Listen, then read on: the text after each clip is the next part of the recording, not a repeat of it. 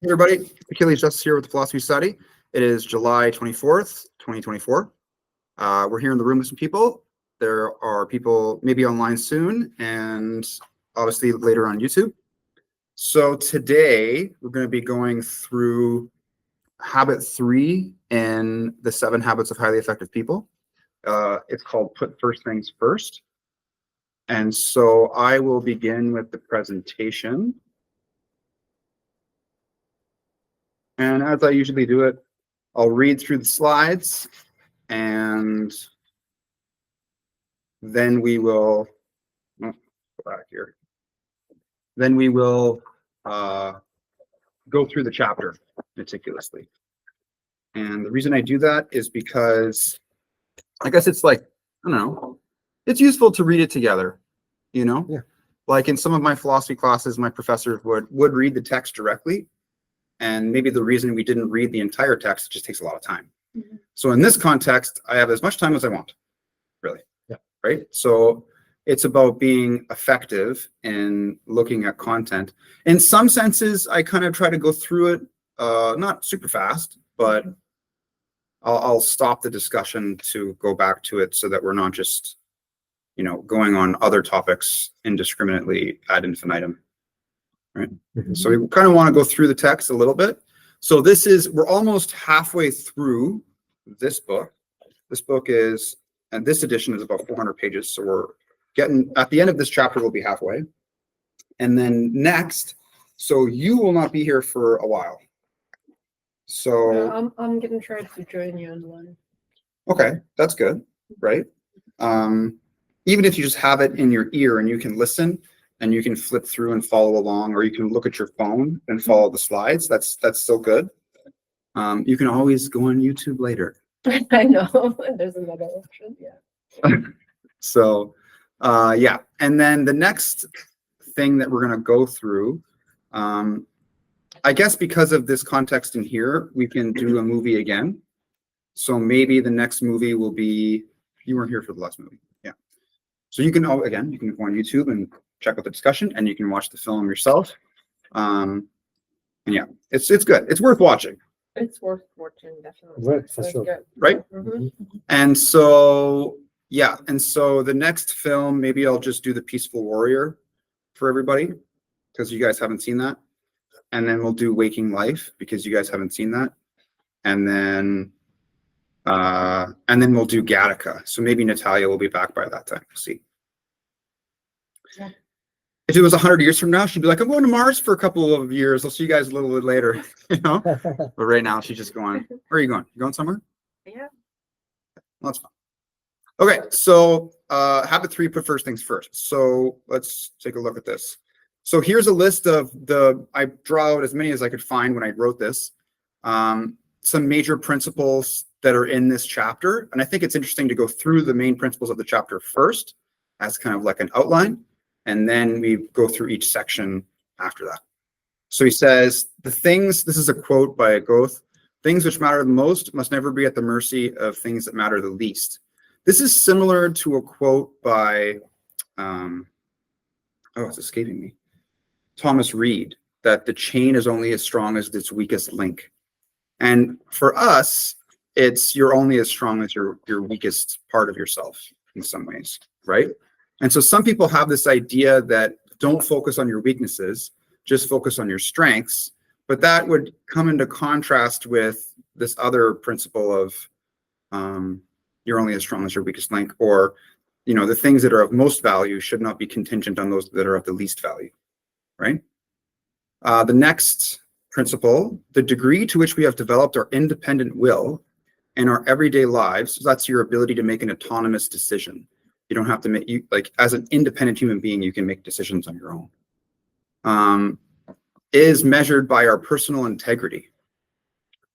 The value we place on ourselves and our ability to make and keep commitments to ourselves.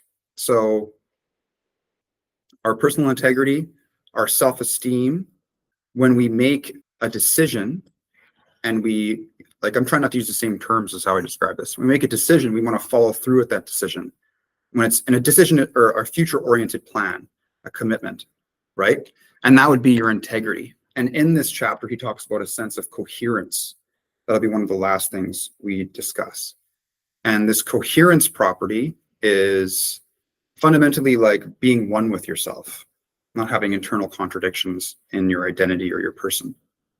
The successful person has the habit of doing things that failures, people that are a failure, don't like to do. And so he is relating this to a priority-based analysis, which he has in this chart of important and urgent things that we can choose to do with our time. And people that fail, people that are not effective, are people that just focus on things that are not urgent and not important, right? And so success, and he's said this before, is to focus on what's important and subvert any desires we have in the moment that would contradict what's important, right? Like if we feel lazy, for example, you know? And sometimes it might be like in the context of exercise, it might be the case that our body needs to heal, right? Like, I don't know if you guys remember like a month ago, I pulled a muscle in my back doing deadlift inappropriately. And so yesterday I did that same weight again after I let my body heal. And then today that muscle is a little bit weak. So I was like, I'm just going to wait. I'm going to read my body and feel it. And it's not time to do an exercise just yet. Let's let it heal, have some protein, some carbs, rest, and then I'll be able to do it again. And that would be going to, it's not me being lazy. It's me going with a principle of like rejuvenation, allow the body to heal, which is under the context of like healthy exercise, for example, right? So next would be time management can be captured in a single phrase: organize and execute around priorities. Can I comment on just your examples? Because I also have like experiences like that. In the evening, I normally will feel sleepy, but this couple of weeks I start to even do exercise in late in the evening. But to get off the funkiness, the laziness, I guess it starts from like there's some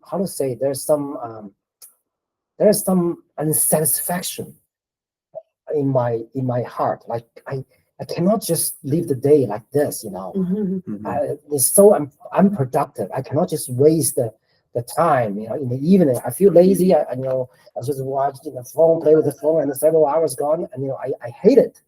So that this hateness that and then kind of like it's like an instinct or whatever. It's like a pressure, it's pressure me to go out of the home, my apartment, and then just go to some playground and then start, dribbling basketball, whatever. Okay, sure. So that's the process. So I guess to respond to you, I guess what I normally what the thinking process now is first of all, maybe some instincts I feel something is wrong, or some hateness, and then I won't avoid it. I won't just say, oh, let it go. No, I will face it, and then I use my rationality to analyze what's going on. So you follow your intuition first, and then you use your rationality to analyze that intuition, and then to give you a better idea what it is, and then that's how my thinking process is. Okay. Because sometimes it's easy to let go, or to give out to rationalize, to give myself an excuse. Oh, I'm so late. I'm so tired. I was gonna let it go. No, because your body will know. Somehow your intuition knows it's wrong. So just to clarify, it's wrong to not, in your context, exercise because you feel that you're not being productive, or your current state is exhausted, and it would be wrong to exercise because you're exhausted. Yeah, and then how do you differentiate? How do you know it's a real you're really tired, or you're just some unproductiveness, whatever. What I'm saying is that your body, somehow your intuition will know We would know that. We'll know which one. Both of them? No, you would know if something is wrong. Okay. You know, you just give yourself an excuse. My experience is your intuition will know, and then Okay, yeah. You have this internal sense of Yeah, dissonance or conflict yeah, that you're rationalizing or making excuses. yeah, that's Yeah, right, if you have the cognitive capacity to have that, I think there's a certain, that's like a conscience. That's what he would say is your conscience. Yeah. One of those endowments. Yeah. Right, that he calls them. Yeah. Right, like just Yeah. speaking in this context with him. yeah. Um, And then one last thing is that it seems like you know what's right, mhm. what is right for you to do. You know it. If you really pay attention to your internal voices, you know it. Yeah. You know, even though there's so many things, you know it, and then all the other just excuses. So yeah, and then like, so he would talk about scripting. Mhm. Like you may have a certain pattern of behavior, right? And you're used to doing that, but then you have these other priorities and goals. And at a certain point, you're going to have to rewrite your habits to adjust to your not new, but the decision you made towards these other priorities and goals, right? Yeah. And so it will be unfamiliar. Like in the last chapter, he talked about how when Apollo 11 exited the atmosphere of the Earth, there was more energy used in that motion than for the rest of the trip entirely. And so he's making that as an analogy to building habits. It's going to take a lot of energy initially to build a new habit because there's beliefs that's in the way. There's like your motor memory or your muscle memory.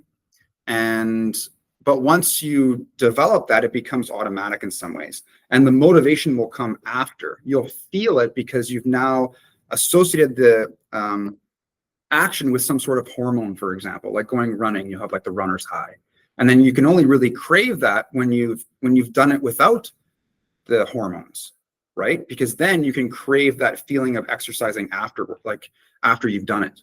But you can't expect the motivation to come first in that same way. It has to be like an intellectual thing, which we would just call willpower, right? Yeah, You've willpower. thought about something and you're like, I'm going to do this. Yeah. And that's the main thing with like even addictions, for example, right? The craving is there. The craving is telling you to do the addictive behavior.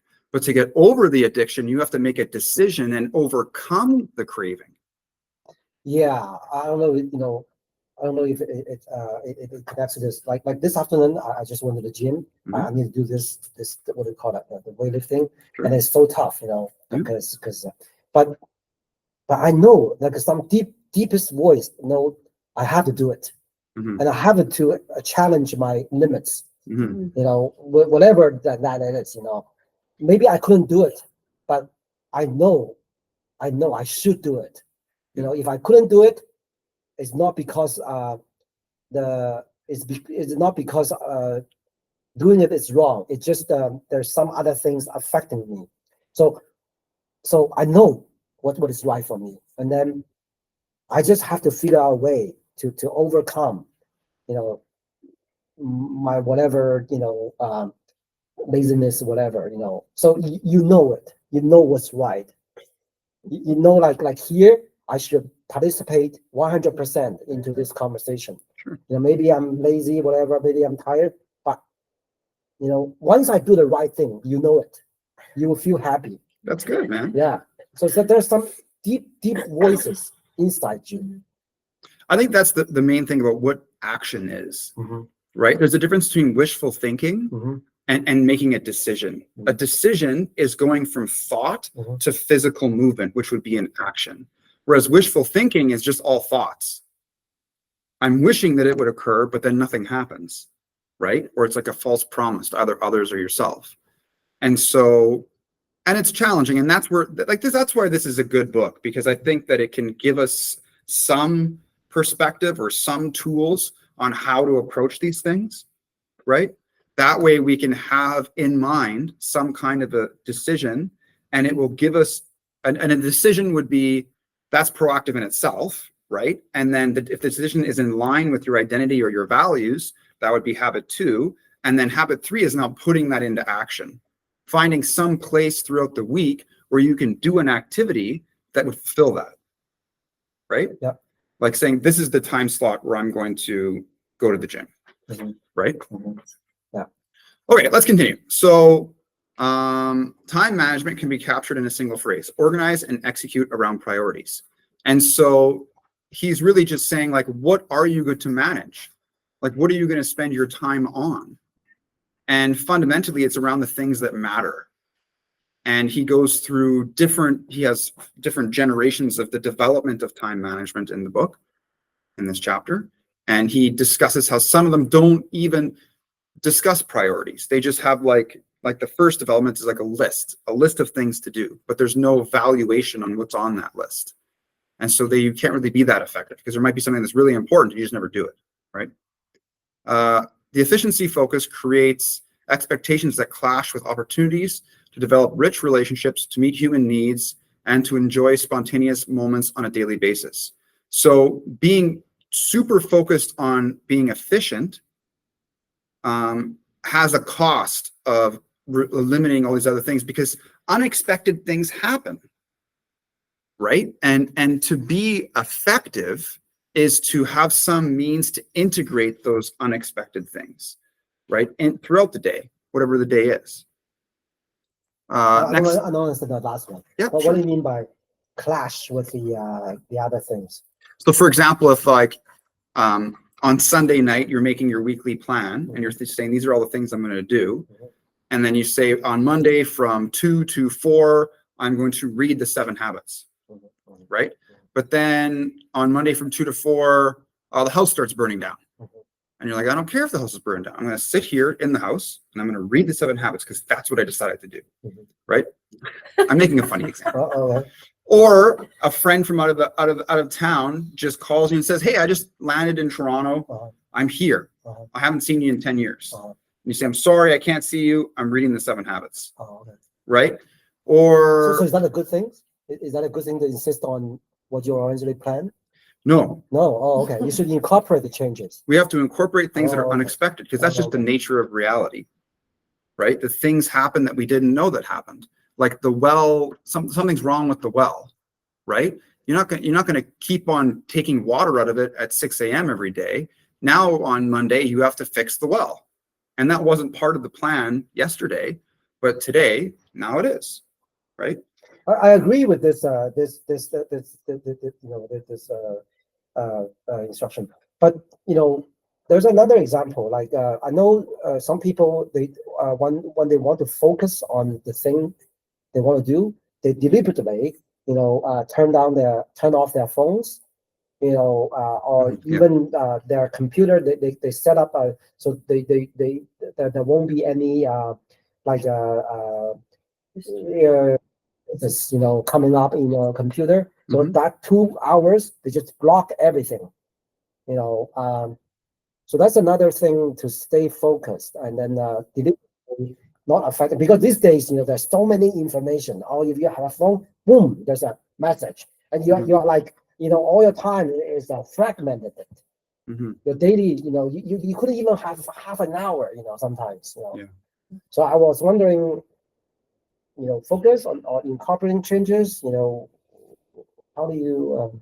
It would go back to your priorities, right? Which could be related to your personal mission statement, right? Like, for example, if they did a study on students to become ministers, like to be like a priest, and they were on their way to give a talk about the Good Samaritan, okay?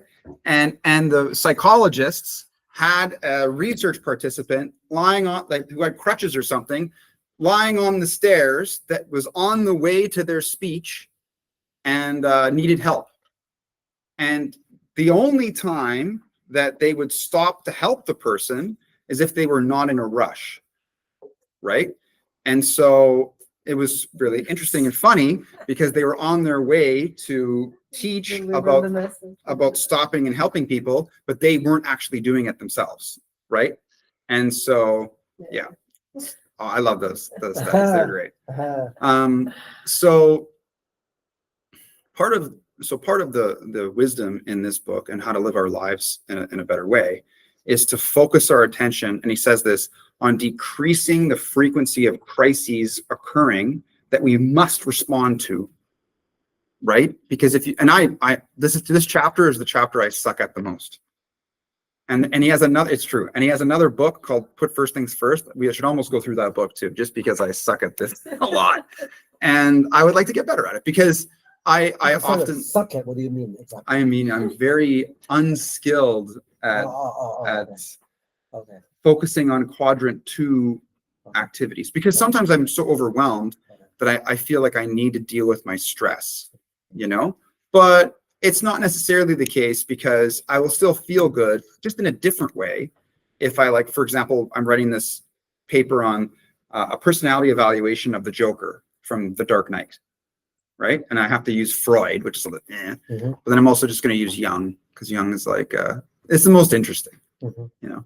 You think Jung is more interesting than Freud? Then the other ones, because the other ones, they like if you're gonna, it's funner. We may say that it's not scientific, you know, but it's fun with the metaphysical construct that Jung has. Yeah. So whatever. Yeah. Just an assignment for school. I'll post it on the thing. You guys will be able to read it later. And so last night I could have done that, but I felt like watching a movie, and then I did watch a movie, and I felt good about that movie. But I could have spent time focusing on this essay thing, right? But sometimes in my mind, if you spend time with me personally, you'll be like, what are you doing right now? And I'm thinking. I spend a lot of time thinking because there's a lot going on. And so sometimes it just takes my brain longer to process certain things. Like I will write an essay in my mind first, and then I will write it down on paper. And so the essay in my mind is like 70% written. So when I write it, it's very, very quick. I don't have to think about it when I'm at the computer, right? Now, depending on the complexity of the information, like certain philosophical papers are like super complex, you might need like a week to think about it. But if the paper's due tomorrow, you're going to suffer a little bit. You suffer a little bit for the next 24 hours, right? And so the wisdom is this chapter, is how, if you know what your mission in life is, if you know how to pause and make decisions about things, then you can make decisions about what's important in life so that you're more effective in getting the things that matter done. And that's really what he's saying. And sometimes that may be saying, like, if someone starts screaming right now because they're in danger, I would leave this meeting and go deal with that. And then once it's dealt with, I would come back. I wouldn't say no to this, right? Because that's my personal mission statement. That's just something that I do. I intervene in situations, so as long as I'm physically able, right? What do you think about, you know, I mean, I don't know, maybe it's in this book. Do you know that there's a way they separate the things into 4 categories. One is urgent. That's this book. That's this book, right? Oh, it's exciting, my friend. The diagram is coming up. Yeah. So I was thinking, because this is about put first thing first, right? Yeah. So that was talking about, you know, things they separate into 4 categories, right? Yeah. Urgent and important, urgent, and then not important but not urgent, and the last is not important, not urgent. Yep. So what's I guess the whole chart is talking about you should do more of the important but not urgent, so that you know things will not become urgent and important. Yes, exactly. Right? And then you should eliminate but how do you? I'm just trying to think about if you incorporate that theory into this, put things priority first. So what is really your priority? It's very good. Well, that's what the previous chapter was about. Oh, the previous chapter. I didn't know. Right. That's what he says. Developing your personal mission statement. Right. And one way he tries to get us to understand this, he says, well, think about what people would say about you at your funeral. Right. Or he says, you know, like, think about the different roles you have in your life, and what do you want those people to think of you, or what is your character within those roles, right? Okay, let's continue. So next slide here. Yeah. Effective people are not problem-minded. They are opportunity-minded. And this is a longer quote that he references from Peter Drucker. And the reason is because they're not just focused on solving problem after problem. right? And that goes back to prioritizing our time based on doing things that are important that are not urgent right now so that they don't become a crisis, they don't become a problem. And that would go back to being proactive, which is what people think of when they say proactive. Usually when people say the word proactive, they really just mean not procrastinating, right? This is very insightful, but I look back, I reflect back on my life. I still think I'm problem minded. My life is so problem Me minded. too. I see it the same way. Yeah, it's like you're always trying to, save a fire. Firefighter. Every day is a fire here, fire there. So how do we transfer this into opportunity minded? We're doing it right now, brother. That's this chapter, my friend. That's where the ship is going. Everything is like rush, always last minute. Okay, so the next quote is, so this is a quote that, maybe prevents me from doing stuff sometimes, but 80% of the results flow from 20% of the activities or effort, the Pareto principle. So 20% of what we do produces 80% of our results. That means 80% of what we do is kind of just a waste of time. And so I think the wisdom of this is to anticipate or figure out what that 20% is, because then you can maximize your results with your time. So an architectural maxim, form follows function. And then he uses this as an analogy that management follows leadership. And in the previous chapter, he talked about the difference between the two. Leadership, and he gives the example, is the ladder is leaning against the correct wall, and management is the efficiency of climbing that ladder. But if the ladder is leaning against the wrong wall, it doesn't matter how efficient you are. It's not effective. Right? The way you spend your time is a result of the way you see your time, which is a paradigm, and the way you really see your priorities, which again goes back to the previous habit, knowing what your values are and what's important to you. The key is not to prioritize what's on your schedule, but that your schedule is reflective of your priorities. And that's what his 4th generation time management paradigm is about. The more completely weekly goals are tied into a wider framework of correct principles and into a personal mission statement, the greater the increase in effectiveness will be.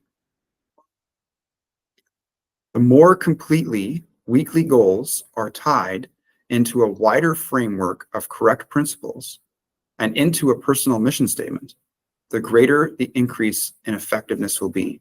I feel like it's a very complicated phrase to say something very simple. Okay, say it. I mean, it just means to do things that are meaningful to you, and you'll be more effective. Very good. Effectiveness with people and efficiency with things. So if someone is suffering and they're upset, that is a crisis. It's important, and it's important to deal with, and it's urgent, right? And so it's not about allocating a specific amount of time. It's allocating the time necessary to reduce the suffering and to solve the problem.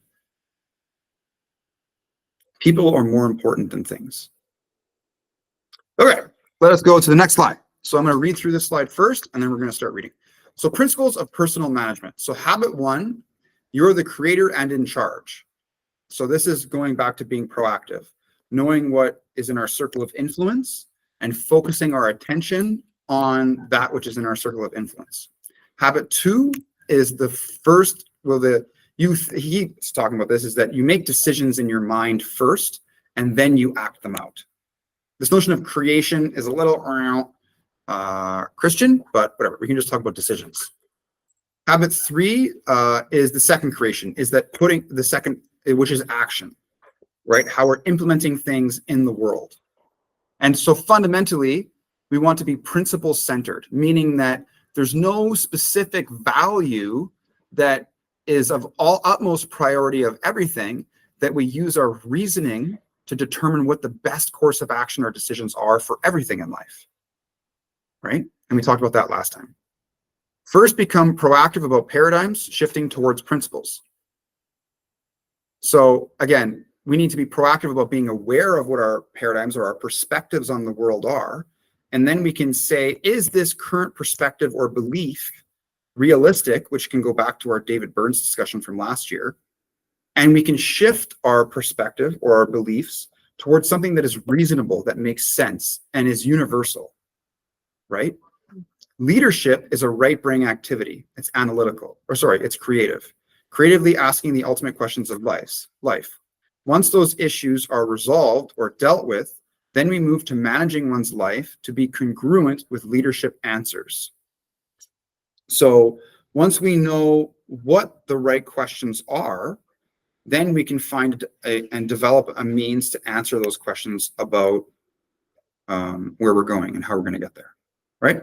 So let's look through the book. Okay, so we're on page 168. Hello. On the last slide, I saw that people are more effective than things. More important. Okay, but okay, can you like expand on that? Sure. So like, let's say that like your kid is really upset about something, right? Like they were coloring something and they got really upset because the piece of paper flew away, right? And then you're trying to, I don't know, you're just concerned about the cost of the paper, that it was a waste of money. That would be an inappropriate analysis of what's valuable in that situation. The paper can come and go. You can always get more paper, but the child learning how to manage their emotions is more important than the cost of losing the material object. Nice. Okay, so we're on page 168 here in this edition. Did you want to borrow this one? Great. You can share with David? Good. Things which matter most must never be at the mercy of things which matter least. We said this already. So he says, okay, let's take a moment and write down a short, he wants you to write down an answer to some questions. And these answers are fundamental to habit 3, but first things first. Question 1, what one thing could you do, something you're not doing now? We're starting at the beginning right here. What one thing could you do that if you did on a regular basis would make a tremendous positive difference in your personal life? Question 2, what one thing in your business or professional life would bring similar results? Tremendous positive difference. And he says, this is what puts habit 3 in perspective. Habit 3 is the personal fruit, the practical fulfillment of habits 1 and 2. Habit 1 says you are the creator, you're in charge. Based on the 4 unique human endowments or capacities of the human condition or the mind: imagination, conscience, independent will, and self-awareness. It empowers you to say, I don't like ineffective scripts, I can change. That's habit 1. Habit 2 is the first or mental creation based on imagination, the ability to visualize, to see the potential, to create within our minds that which we cannot at present see with our eyes, and our conscience, the ability to detect our own uniqueness and personal, moral, and ethical guidelines within which we can most happily fulfill it. 169 at the top. Deep contact with our basic paradigms and values and the vision of what we can become. I don't understand this part. Okay, so that's habit 2. So habit 2 is we are creating something in mind about what we want to be. Mhm. We're visualizing our ideal self, Mhm. and we're going to make efforts towards making our actual self is what this is going from a personality psychology theory. The ideal self, we could say from a specific theorist, is unattainable. The actual self is the real self, sorry, is what you can attain. There's a possibility of you becoming this thing. Mhm. The actual self is what you are today. Mhm. And so you want to bring the actual self in alignment with your real self, or your real self in alignment with your actual self. What is possible for me? And what are the steps to get there? Mhm. And for it to make sense for you, it has to be in line with your values, Mhm. what's important to you, Mhm. right? Like exercising or, Mhm. you know, doing good at your career or whatever, you know? So that's habit 2. Habit 3, so the habit part is having the behavior automatically to think about these things, to think about your values and how it's in line with who you are, right? You want to make a habit of that. Habit 3, he calls it the second creation, which is a physical thing. It's not in the mind, it's in reality. The fulfillment, the actualization, the natural emergence of habits 1 and 2.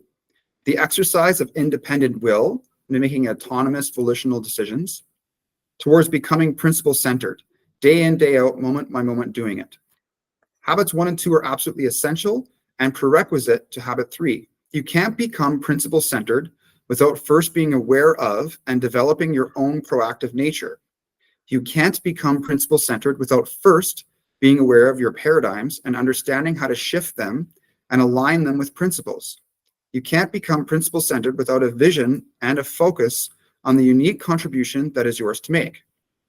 With that foundation, you can become principle-centered day in and day out, moment by moment, living habit 3 by practicing effective self-management. So once you know where you want to go, we have to manage ourselves to get there.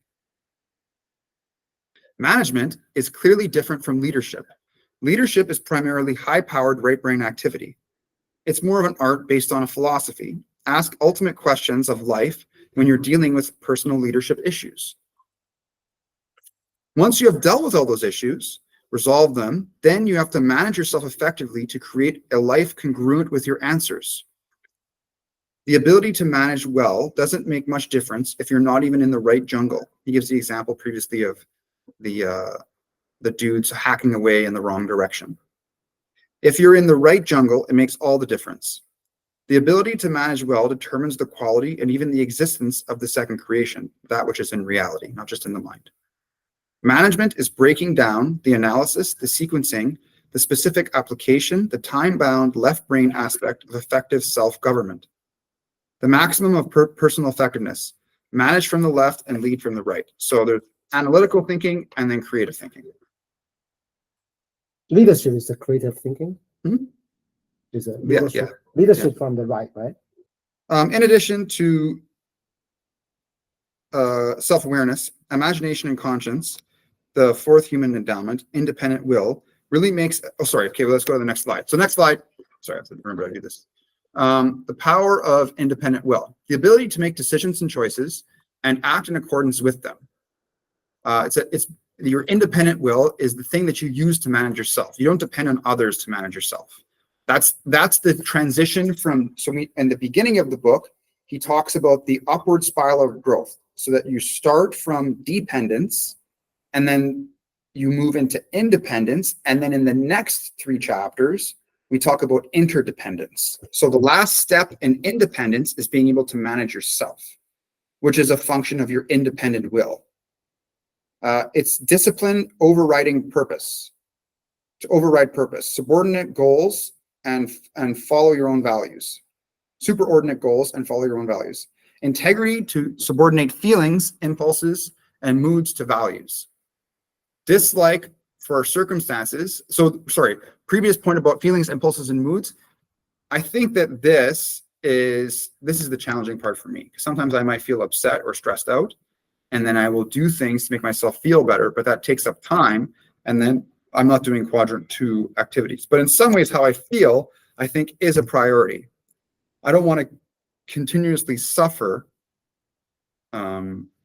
in me doing certain things that are important. I'd rather feel good throughout life, like have well-being. And so that's the challenging part I have with this stuff. Is it because I have a segment?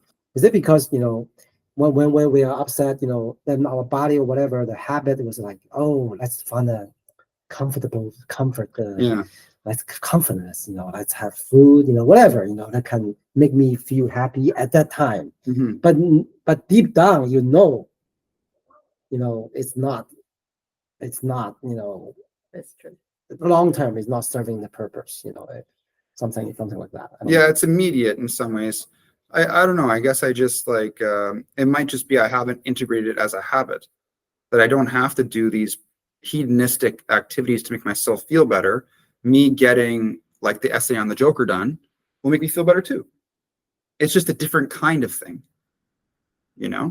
And so that's where like practicing this as a habit that's where it becomes a practice, right? And maybe when I first read this book, I was practicing the first habit, the second habit, and then now maybe I'm working on this one, So dislike for circumstances is subordinated to the strength of our purpose.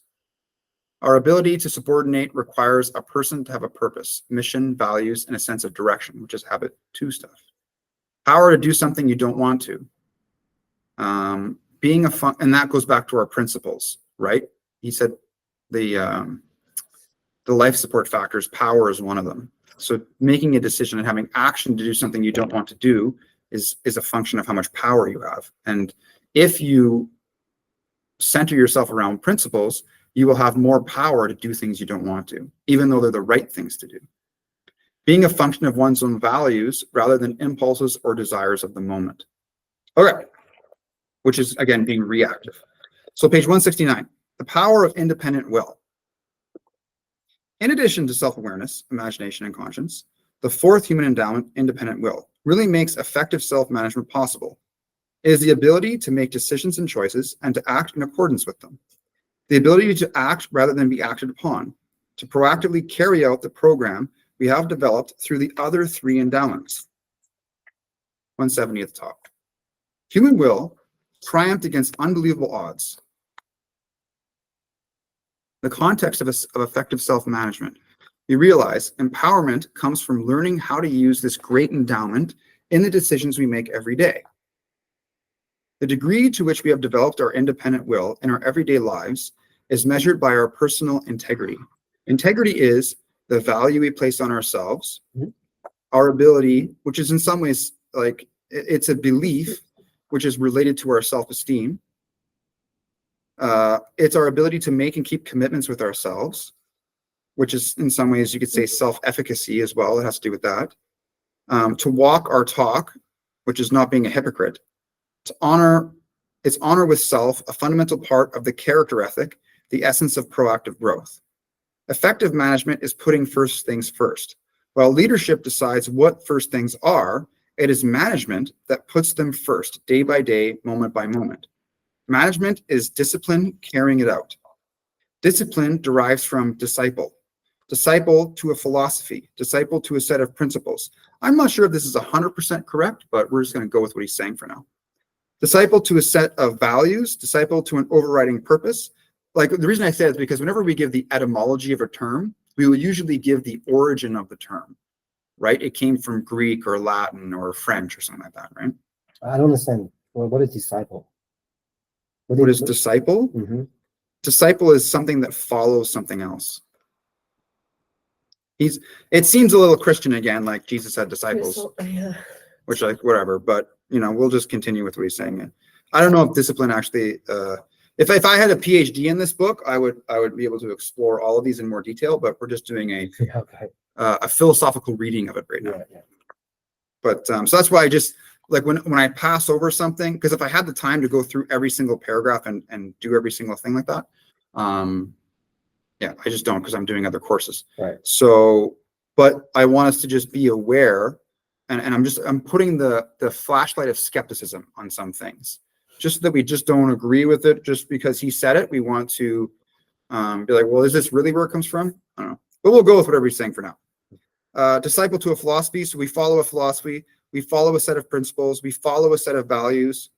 We follow an overriding purpose. We subordinate. We have superordinate goals or a person who represents that goal. So superordinate is very high. It's a higher priority, right? The goal or some person that embodies it, someone that we can see as a role model, who could be fictional too. Mm-hmm. It's easier to have a person in real life, right? Being that person is challenging because we're all human and we make mistakes and stuff, but whatever. Mm-hmm. If you are an effective manager of yourself, your discipline comes from within. It's a function of your independent will, your ability to make decisions and do things.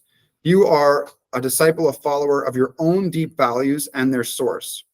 You have the will, integrity, you can subordinate to your feelings, your impulses, and your moods to those values. He has an essay he references, The Common Denominator of Success by Gray. One denominator that all successful people share wasn't hard work, good luck, or astute human relations. One factor that seemed to transcend all the rest embodies the essence of habit 3, putting first things first. The successful person has the habit of doing things failures don't like to do. They don't like them either necessarily, but they're disliking, they don't like doing them necessarily, but their disliking is subordinated to the strength of their purpose. Even though they don't want to do it, they still do it because it's important. Subordination requires a purpose, a mission, a habit too, a clear sense of direction and value, a burning yes inside that makes it possible to say no to other things. Requires independent will, the power to do something when you don't want to do it, to be a function of your values rather than a function of impulse or desire of the given moment. The power to act with integrity to your proactive first creation. Okay, so the thing that was in mind. Next slide. 4 generations of time management. So he says there is a social development. We started from agricultural society to industrial to the information revolution society. And then he talks about time management. Each generation builds on its predecessor, leading to greater control of life. The first generation of time management, we would have like a note or a checklist, and you would go through that checklist, and that's how you would make decisions on things. The second would be like calendars and appointments. The third is prioritization, clarifying values and comparing the worth of activities based on relationship to those values, setting short and long-term goals. And he says that most people are kind of in that boat, at least at the time of writing this. The fourth is not managing time, but managing ourselves. Satisfaction is a function of expectation and realization, focusing on preserving and enhancing relationships and accomplishing results by maintaining the production capability balance than just to focus on things and time. So it's more of an integration of those values and the personal mission statement. And then he has this breakdown of the different quadrants, which he would say is the 4th generation. So let's take a look here. Page 171. In habit 3, we're dealing with many of the questions addressed of life and time management. The essence of the best thinking in the area of time management can be captured by a single phrase: organize and execute around priorities. Evolution of 3 generations of time management theory. How to best do it is the focus of a wide variety of approaches and materials. Personal time management has evolved in a pattern similar to many other areas of human endeavor. Major developmental thrusts follow each other in succession, each adding a vital new dimension. Social development, for example, the agricultural revolution was followed by the industrial revolution, which followed by the informational revolution. Each succeeding wave created a surge of social and personal progress. In the area of time management, each generation builds on the one before it, moves us towards greater control of our lives. The first wave or generation could be characterized by notes and checklists, an effort to give some semblance of recognition and inclusiveness to the many demands placed on our time and energy. The second generation, characterized by calendars and appointment books. This wave reflects an attempt to look ahead, schedule events and activities in the future. The third generation, current time management field, adds to those preceding generations the important idea of prioritization, of clarifying values and comparing the relative worth of activities based on their relationship to those values. Focuses on setting goals, specific, long, intermediate, and short-term targets towards which time and energy would be directed in harmony with values. Includes the concept of daily planning, of making a specific plan to accomplish those goals and activities determined to be the greatest worth. So one quick academic criticism is if you're going to make the claim of this generation of time management, an academic would expect you to reference that, right? You would have to have a footnote or an endnote, like a little number, and then in the back it would say, this is where I got this idea from, right? Or here is the evidence for this idea, right? To just say it is to say this is a true premise in my argument, but that premise is based on evidence, and he is discussing something specific here.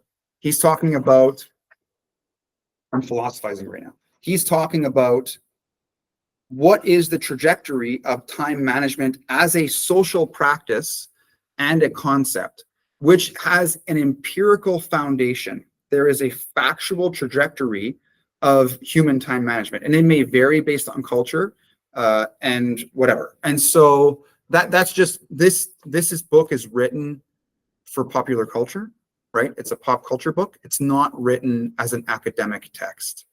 If it was written as an academic text, they would demand that you do that or they wouldn't publish it. I don't get it. What do you mean? What you mean trajectory? Trajectory? What do you mean? Trajectory is like the direction we're going in. So he's saying that time management Mhm, as a concept has a certain trajectory. It has a path. mhm, And to say that mhm, means that it's a real thing that occurred. Like, for example, Mars Mhm. has a trajectory, has Mhm. like an orbit. Mhm. And if you're going to say the orbit is this XYZ axis in Mhm. our solar system Mhm. in reference to the sun, Mhm. it could be true or false, Mhm. right? Mhm. And so the trajectory of time management, when he makes this claim, Mhm. he actually doesn't give any reference at all. Oh, okay. He There's doesn't. no evidence. It's just his personal opinion at this point. It may be true. Mhm. I'm not going to say it's not true at this point, but it has not been supported. Right? So when we're philosophizing, what we want to do is we want to at least be aware that this is an unsupported claim. But we can go It's like a doctrine, dogma. a dogma. Yeah, Yeah, it's a belief. it's a belief. Yeah. Sure, but we would want a little bit more rigor. We don't want to have like the anchor kind of moving around. We want to like dig it in the ground a little bit. You're going to hammer it in, right? And it's and the part of the thing is like, so sometimes he'll do that. He says Peter Drucker said this, boom, and then he'll continue with it. Even in that context, he doesn't tell us where Peter Drucker said it. So if you wanted to look it up, where you will now you're making me do work, right? And academics don't like that. They get upset, right? You need to do the work. If you're going to say, so the onus of proof, this is one of our principles of the Philosophy Society, principles of rational thinking. The onus of proof is on the one that makes the claim. So whenever you're writing something, and this is what you learn in university in the liberal arts area, is they always want you to reference stuff. And part of this is an issue of plagiarism, right? So he is saying this, and it's challenging for us to know whether or not he took this idea from somebody else and said it was his own, or if it actually is his own. Yeah, and it's important for us to because whenever we go through a book together, it's almost like a little case study, and we're going to use this case study as practice to philosophize, right? So we're learning two things. We're learning the content of the book itself. We're also going to learn this other superordinate skill of thinking critically about the content itself, right? And so even if you made the claim that time management has this generational progression, right? You'd have to show us some evidence of that. Like you might be correct and you may be the first one to say it, but you need to provide some data, right? And so he could say like an example would be of an analysis of all of the companies developed or all of the management books and practices for the last 100 years. Here is a graph of different like the notes and checklists, and then another color would be this is when calendars started happening. Another color could say in 1972 the prioritization, the third generation started to occur, right? And I'd be like, oh, okay, that makes sense. Now I get it, right? And you've done the work as quote unquote a researcher, right? And so yeah, and so But yeah, okay, I generally agree with that. You know, the whole Sure. critical thinking, the evidence. But also, I even see. Let me ask you this. You know, in some philosophy books, they also kind of ultimately they rely some kind of intuition, like a moral, like for example, in the moral philosophy, like moral intuition. You know, John Ross also talked about it. You know, like the veil of ignorance. Yeah. You know, the way is like when it puts on, somehow they still rely on that. Oh, it fits your intuition. It fits your intuition. You know, so there's something like the other example, like the urge, like I want to get out of my funky situation, like I'm prepared. I feel the urge, and I cannot. Maybe I could, but most of the time, when I say the urge, it probably you know that, we want to be effective, maybe Freud would call this some whatever motivation, to I don't know, libido, whatever. But the urge, when I say urge, what about the intuition part? Like we just cannot, people will know it. mhm. The intuition, the urge. The problem with intuition is that it's in some ways socialized. Mhm. Like there might be I think there is some evidence that there's evolutionary instincts towards like fairness, for example, because we can see it in pre-linguistic kids, or not infants per se, but like toddlers, and we can see it in monkeys, right? But for example, Hamas, I just watched the Netanyahu speech to Congress today, Oh, right? it wasn't. And he just gave an example of some of the things that Hamas did. They Oh, yeah, like yeah. slaughtered babies, for Right, example. yeah, yeah. And that was an intuition. They just felt slaughtering this infant is the correct course of action. Whereas everybody else that is not an extremist Islamic follower would say, no, that is not the right thing to do. The problem with intuition is that it's hard as a form of knowledge. It's not really knowledge. It's more just like an inclination. It's like a push in some direction, right? For it to be like semantic knowledge, it would have to be like in a premise kind of a way.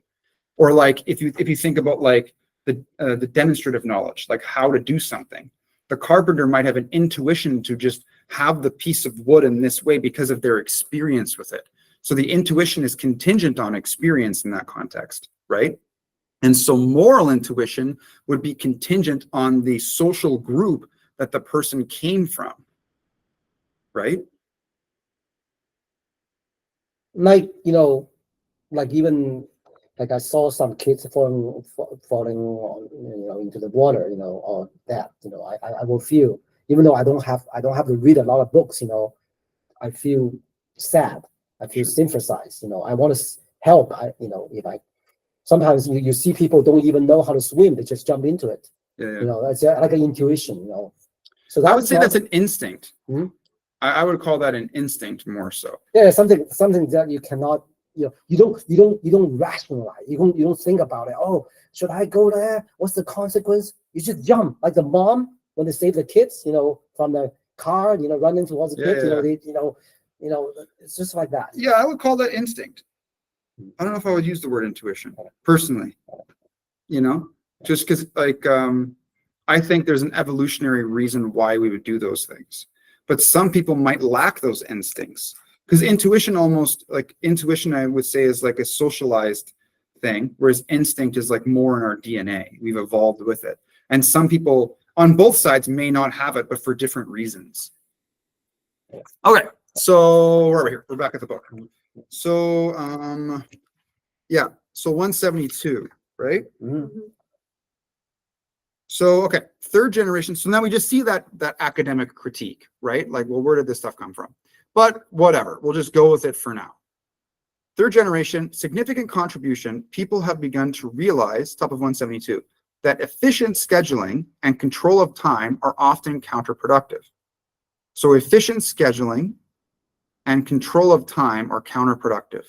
The efficiency focus creates expectations that clash with the opportunities to develop rich relationships, meet human needs, and enjoy spontaneous moments on a daily basis. So rich relationships, we can't determine beforehand what the needs of somebody else might be, right? Which is kind of both of them. Or we might not anticipate when you're vibing with somebody, or you're like having like a certain mutual experience. You don't really know, because it's a very present moment to moment thing, and your ability to judge that moment and you follow through with it in the moment. You can't plan in advance. It's not something that you know in advance. And same with spontaneity. Sometimes just things happen. Like if you said, I'm going to walk to the mall, then on the way there was $100 bills on the ground. You're like, well, I didn't plan for that, so I'm not picking it up. It doesn't make any sense, right? When something happens, you're like, okay, boom. I'm going to grab this now because it just makes sense. You're going to say, yes, I want that to happen right now. Okay, as a result, people have become turned off by time management programs and planners that make them feel too scheduled, too restricted, and they throw the baby out with the bathwater, reverting to first or second generation techniques to preserve relationships, spontaneity, and quality of life. So I found myself kind of doing that in some ways. Emerging fourth generation, different because it recognizes that time management is really a misnomer. The challenge is not to manage time, but to manage ourselves. Satisfaction is a function of expectation as well realization. Expectation and satisfaction both lie in our circle of influence. It's something that we can do something about, which is habit 1, be proactive. Rather than focusing on things and time, fourth generation expectations focus on preserving and enhancing relationships, accomplishing results, and maintaining the production capability balance. Okay. So next slide, quadrant 2, slide 1 of 2. So he talks about the time management matrix. So I'll show you guys this diagram in the text. It's on page 173. So there's there's 2 axes, urgent and important. Oh, that's the one. Urgent is something that requires immediate action. We react. Like I said, if someone was screaming and they needed help, or if there's a fire in the building. Important, the results contributing to one's mission, values, and priority or goals. So they're in line with whatever the end in mind is. If we're not clear about what's important, we will respond to urgent matters that don't actually matter, right? So quadrant 1 is urgent and important. It's a crisis or a problem. Quadrant 2 is it's not urgent and it's important. And that's where he wants us to be. He says that's the best place. Quadrant 3 is it's urgent, but it's not important. Like maybe me watching Netanyahu's speech today, it was happening right then and there, but was it really important? I think it is important for me because I think having a sense of what's going on in the world is important for me as this individual, as someone who says they're a philosopher, to know so I can make sense of things and have empirically based stuff. But maybe I need to watch it today. I don't know. I guess we could say what's more important, that or the Joker essay. Talk about that. Slide 2. Quadrant 4, not urgent, not important. Effective people stay away from quadrant 3 and quadrant 4. They shrink quadrant 1, stuff that's a crisis, by spending time in quadrant 2. Quadrant 2 is the heart of effective personal management. Things we need to do that are not pressing. We're thinking preventively, i.e., which is what most people mean when they say proactive. So he gives an example of these shopping center managers, the people that manage the tenants within the shopping center. They decide to proactively solve problems of the stores by spending 30% of their time helping the tenants or helping the relationship with the tenants. They change their role to listening, training, and consulting the tenants. The focus on relationships and results rather than time and methods, tenants, than time and methods of the tenants had supported them and solved problems that the tenants had, which prevented them from paying rent. So them focusing on being supportive helped the tenants pay their rent. So quadrant 2 increases effectiveness, problems and crises shrink because of planning ahead. All right, so let's look at the book here. So 172, the essential focus of the fourth generation of management can be captured in the time management matrix diagrammed on the next page. We spend our time in one of 4 ways. So I guess you guys can see this a little bit right here. That's what the thing looks like. You'll have to like full screen the thing. I just want the infinity mirror, so I'm just going to show it like that. I know it's a small little thing on the screen for you guys, but whatever. Get the book. The 2 factors that define an activity are urgent and important. So we could philosophize that, right? Is this true? But we're going to go through what he says so far. Urgent means it requires immediate attention.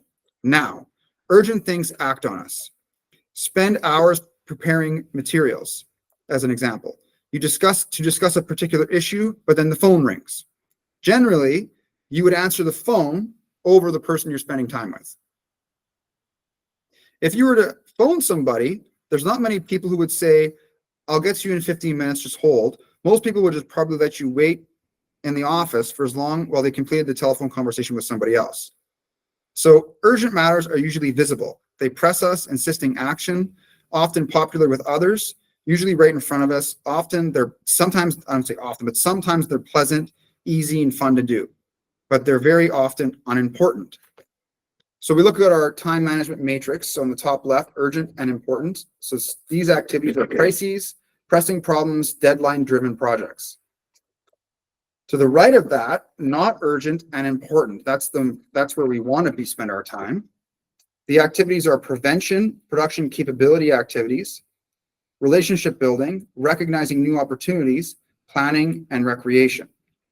The bottom left, urgent but not important, interruptions, some phone calls, some mail, some reports, some meetings, proximate, pressing matters, popular activities. And then the bottom right, not urgent and not important, trivia, busy work, some mail, some phone calls, time wasters, pleasant activities.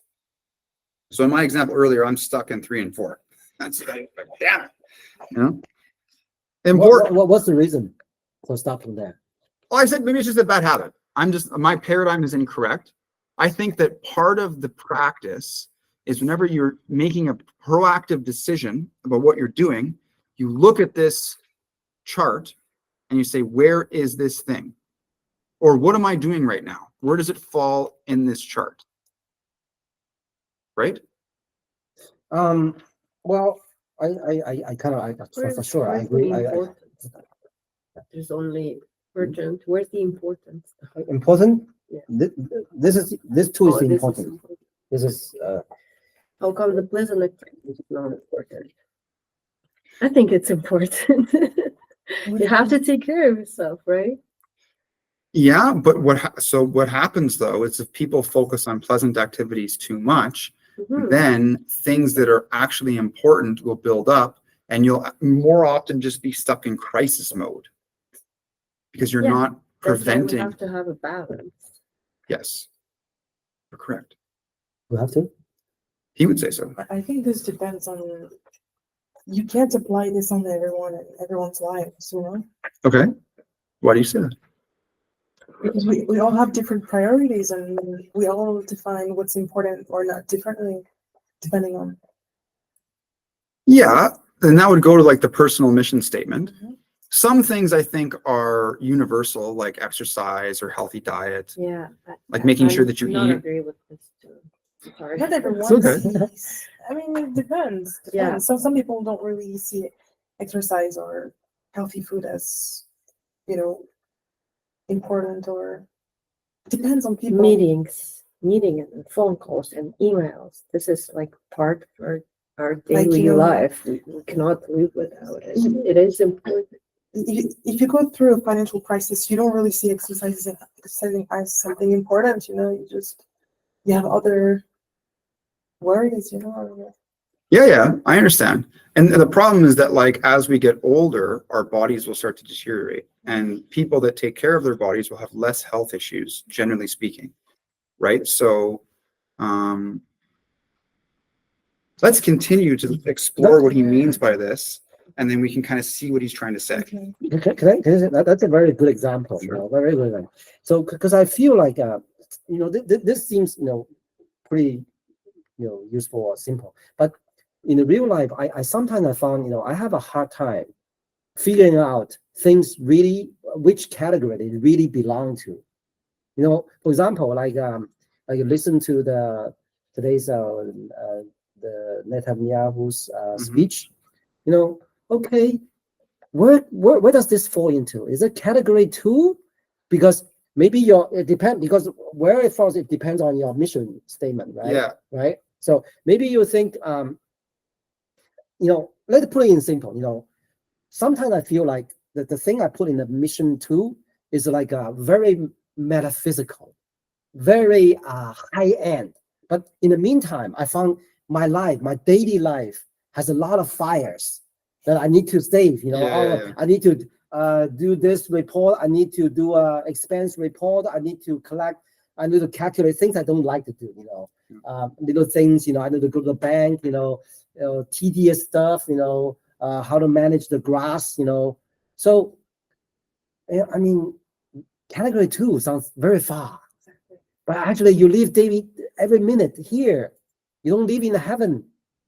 That's what he's trying to help us with breaking it down in this way, is so we don't have to be putting out fires. And he explains it just like that in this chapter. So let's continue reading and see what he has to say. So just under the matrix he has here in 173, importance has to do with the results. If something is important, it contributes to your mission, your values, and your high priority goals. So that's why he has habit 2 before this one, right? Know what your goals are first, so that way you can know what's important to you. We react to urgent matters. Important matters are not urgent, require more initiative, more proactivity. We must act to seize opportunity to make things happen. If we don't practice habit 2, we don't have a clear idea of what's important, of the results we desire in our lives, and we're easily diverted into responding to the urgent. So if you look at the 4 quadrant, quadrant 1 is both urgent and important. It deals with significant results that require immediate attention. Activities in quadrant 1 are crises or problems. Some quadrant 1 activities in our lives. Quadrant 1 consumes many people. They are crisis managers, problem-minded people, deadline-driven producers. As long as you focus on quadrant 1, keeps getting bigger and bigger until it dominates you. Problem comes and knocks you down until you're wiped out. Struggle to get back up to face another one that knocks you down, and it repeats itself. Some people are literally beaten by problems all day, every day. The only relief they have is in escaping to the not important, 174 at the top, not urgent activities of quadrant 4. When you look at their total matrix, 90% of their time is in quadrant 1. Most of the remaining 10% is in quadrant 4. Only negligible attention is paid to quadrant 2 and 3. That's how people who manage their lives by crisis live. So we can see how so here you guys can see this a little bit, how he has the majority of this diagram is in being in crisis mode. You're stressed, you're burnt out, crisis management, always putting out fires. Why people will escape to the 4th quadrant? So Why from 1 they go to 4? because they're still stressed out, they just have to have pleasant activities to manage the stress. Pleasant activities. So there's other people who spend a great deal of time in urgent but not important. Quadrant 3. Thinking, so again, urgent, not important is interruptions, mail or reports, meetings, proximate pressing matters, popular activities. It's happening right now, but it's not really important, which means that it's not in line with your mission statement. Thinking they're in quadrant 1. They spend most of their time to reacting to things, they're not being proactive, that are urgent, assuming that they're also important. Reality is that the urgency of these matters is often based on the priorities and expectations of others. So the difference between quadrant 3 and quadrant 2 would be your personal mission statement. So we look at this. The results are the short-term focus, crisis management, reputation, chameleon character, see goals and plans as worthless, feel victimized, out of control, shallow or broken relationships. So that's this example right here. 175. People who spend time almost exclusively in quadrants 3 and 4 basically lead irresponsible lives.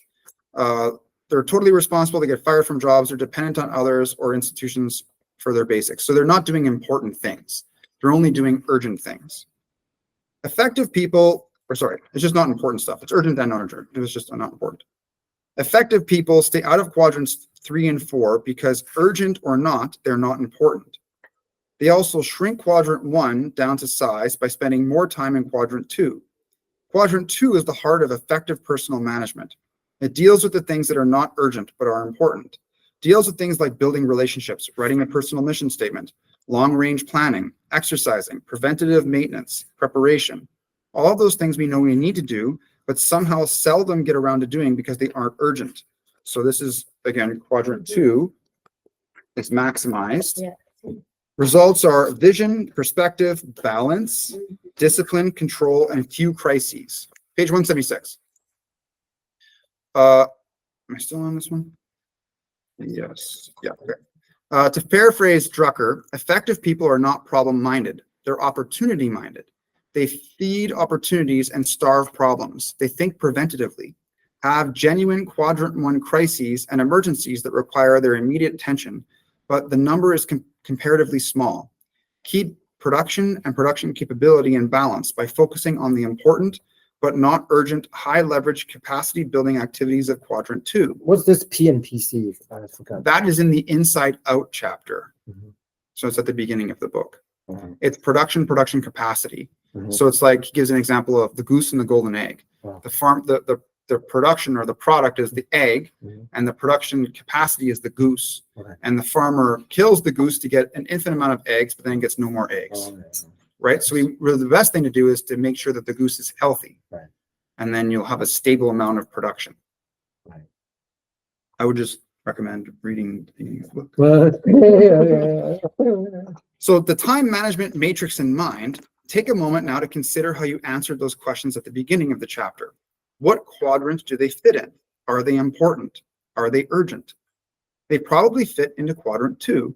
Obviously important, deeply important, but not urgent. Because they aren't urgent, you don't do them. So this is the habit. The habit is that we just get used to responding to things that need our attention now, and then we become blind to what's important. All we see is just this alarm, alarm, alarm, alarm. Some alarms, you don't have to worry about them. You don't have to deal with it, right? And some things that have no alarm, they're not urgent, are actually super important and and if you do those things, will prevent future alarms from going on, right? Like once you've gotten diabetes, it's a little too late, right? It was, regulating your sugar intake throughout your life, having a habit of being proactive with the kinds of foods that you eat, such that you didn't develop this condition when you're older, right? I had a question. So it seems like how do you separate things into these 4 categories? Highly related to your mission, the goal, right? But the mission, your mission, is dynamic. What I mean by dynamic is the mission when you're 20 years old may be different than when you're 50 years old, Sure. right? So it's developing, right? Yeah. So as you see, the young people, whatever. So when you incorporate this changing or this different mission at a different time, I mean, if the mission change, this thing also change. The which thing is more important? Sure. Like maybe Yeah. maybe in when you're young, you want to explore the world, you want to go outside, So how do you incorporate the change of your goal into, how do you incorporate that factor, the So- change of your goal? The last habit Uh-huh. is the renewal habit, which means you go from the beginning and you Mhm. do it all over again.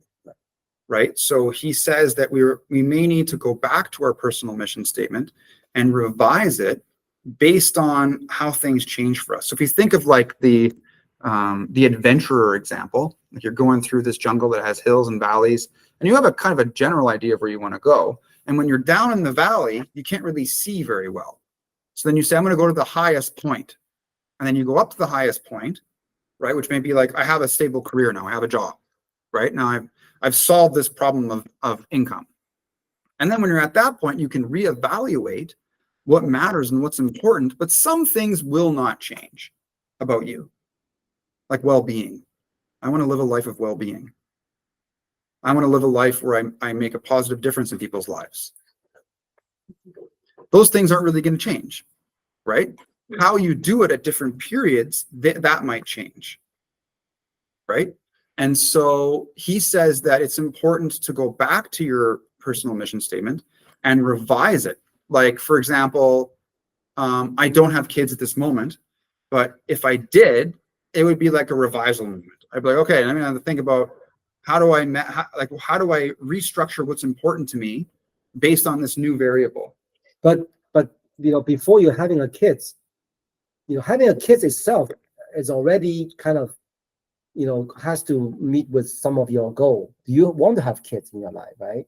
Before you have kids, right? Yeah. Then you are using his method, his way of thinking.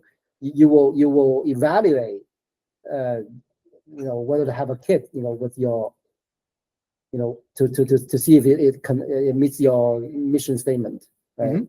Do you want to have a family? Do you want to have a kid? Yeah. So Yeah. that would be first. But then once Yeah. you have the kids, Right. now you can expand on that. Like you've done this objective, whatever happened, something happened, and now you're a parent, right? Or you wanted a job that meets certain criteria, but now you got that job, right? And so now you can, now it's more specific, right? It's like within the workplace, I want to have these values. Whereas before it was like, I want to be part of this kind of workplace, or I want to start my own company. Look again at the nature of those questions. What's one thing you could do in your personal and professional life that if you did it on a regular basis would make a tremendous positive difference in your life? So you've communicated that being part of the Philosophy Society does that for you, right? Something that you do very frequently on a regular basis, and it makes a difference for you. Quadrant 2 activities have that kind of impact. Our effectiveness takes big leaps, uses the word quantum inappropriately here again. That's a psychobabble criticism. When we do them. So he gives this example of these shopping center managers. We're right here now. Oh, okay. If you were to do one thing in your professional work that you know would have an enormous positive effect on the results, what would it be? Their unanimous response was to build helpful personal relationships with the tenants, the owners of the stores inside the shopping center, which is a quadrant 2 activity. It's important, but it's not urgent. So we did an analysis of the time they were spending on that activity. It was less than 5% of their time. And they had good reasons. They had problems one after another. They had reports to do, they had meetings to go to, they had a correspondence to answer, phone calls, constant interruptions. Excuse me, quadrant 1 had consumed them. They were spending very little time with the store managers, and the time they did spend was filled with negative energy.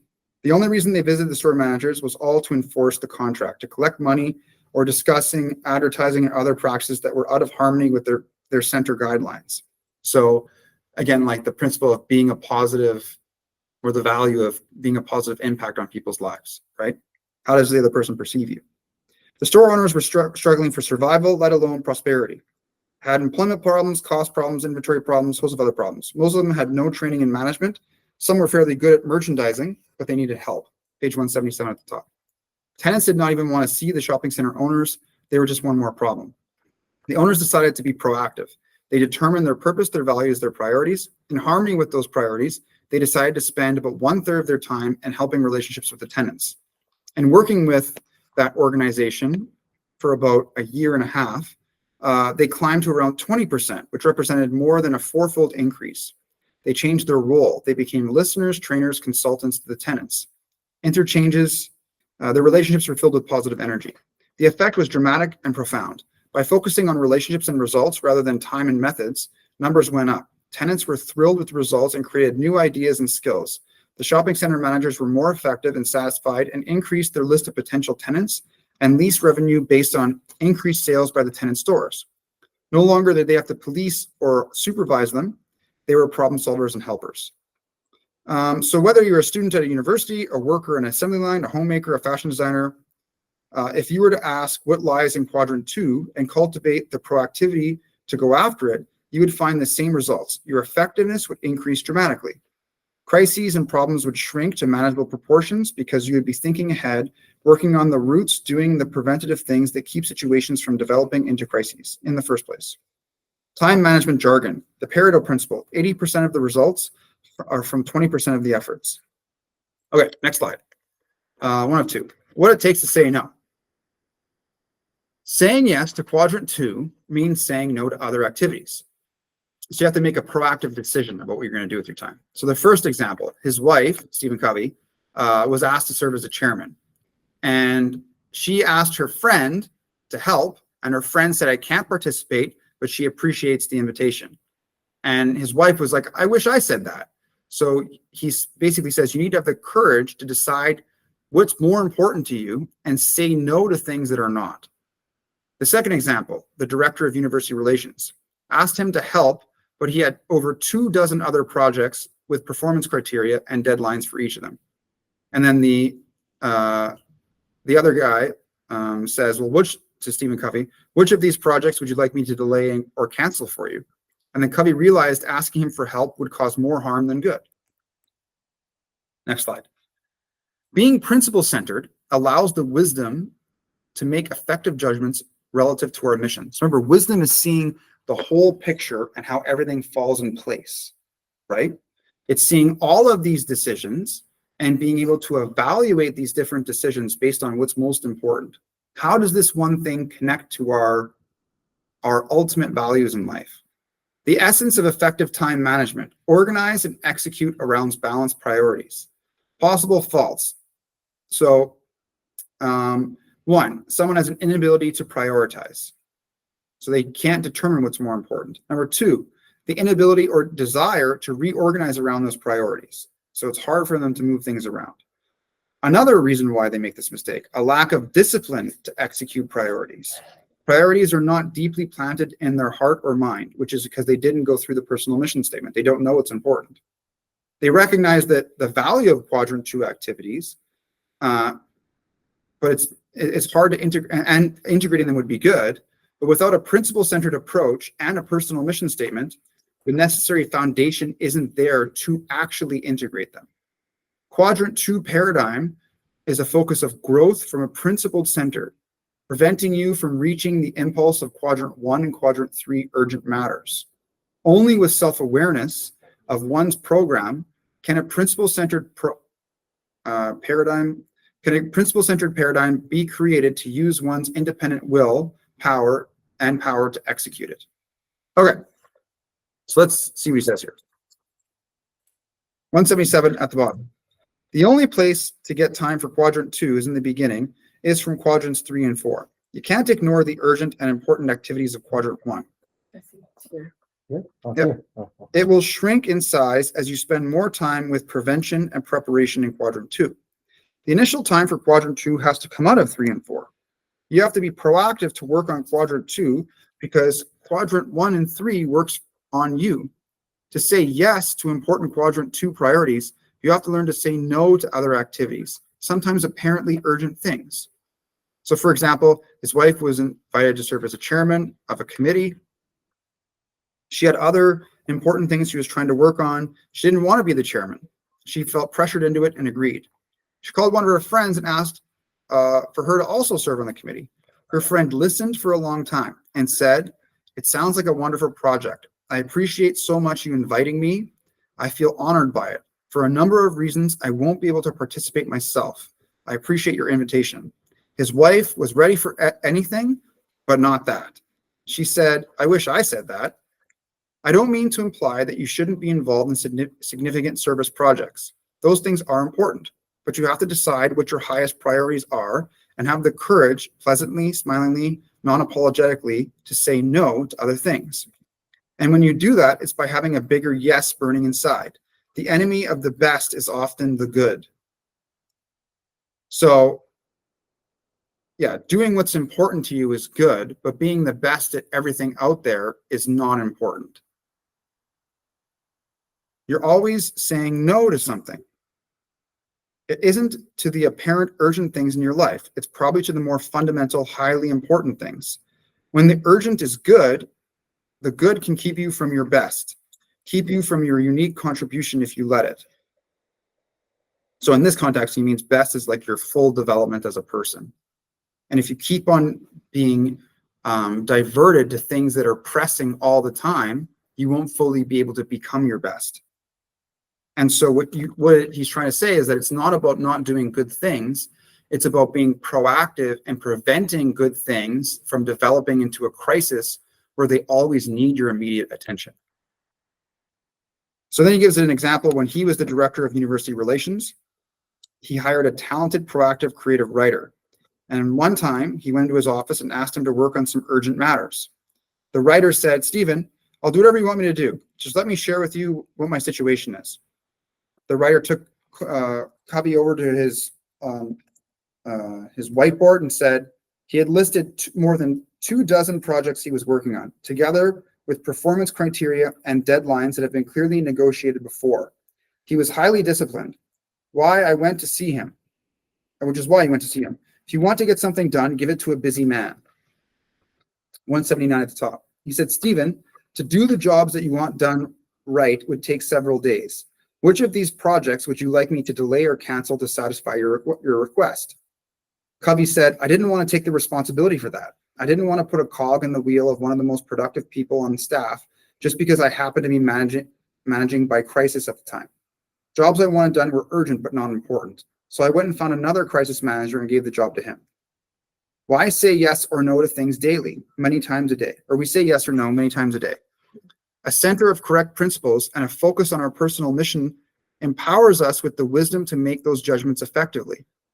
As I work on different groups, I tell them the essence of effective time and life management is to organize and execute around balanced priorities. Then I ask this question: if you were to fault yourself in one of these three areas, which would it be? Number one, the inability to prioritize, which is asking what is the ranking of what's important in my life? Number two, the inability or desire to organize around one of those priorities. So how you manage your life relative to those priorities. And three, the lack of discipline to execute around them, to stay with your priorities and organization. So when you know this is the most important thing, do you have the willpower to do it? Right? Is there a possibility that sometimes you just not sure that which one is more important, even though you know your goal? And let me give you an example. Maybe like, for example, I'm reading this book. I like to read this book from the very beginning. And secondly, I was very interested in the development of AI. I want to attend a lot of the forum, but I only have limited time. But I don't know which one is more important. Then in this situation, what I can do, I reflect on what I really want, but it seems like both, this is so good, this is, will help me, my life, but the AI, that's just, it's also why I know this is gonna be represent the future, whatever, So this is like there's so many philosophers, maybe many of them will have their attractive to you. Should I go with the Heidegger or should I with the Kant? So in this situation, how do you choose? It would go back to that personal mission statement. You have to ask yourself and determine what is most important to you. And then that'll be your ranking. That'll be the prioritization of it. And then, it's like a gamble, because those could be like maybe my mission statement is like I want to know the very essence of life, of human, of being a human. okay. I want to awaken it, whatever, something like that, very Sure. deep, But there's many routes to there. You reading Plato may lead you there. You go to AI because it's a new thing, So you really don't know. You really don't know which route is the best to go to the.